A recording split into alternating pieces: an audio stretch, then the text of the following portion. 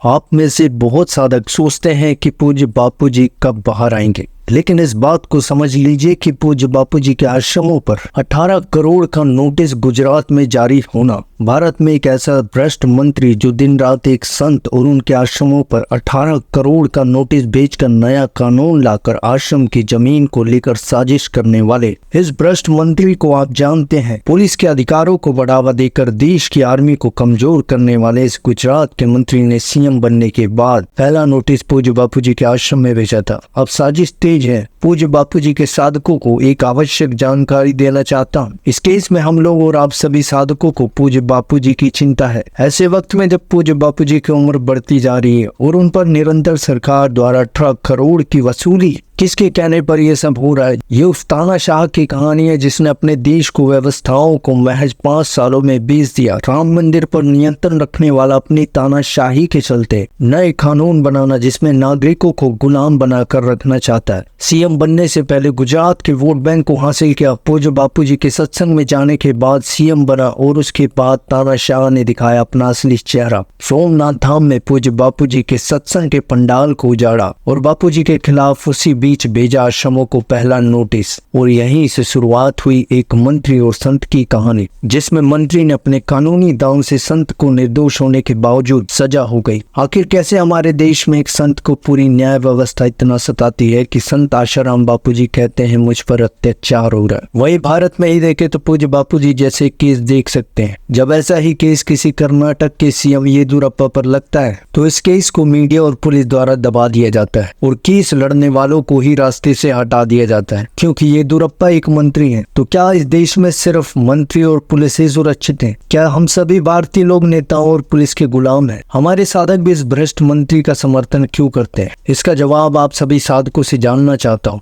मैं आप सभी के कमेंट देखता हूँ, क्योंकि आप साधकों की बात में सच्चाई होती है। हरिओम।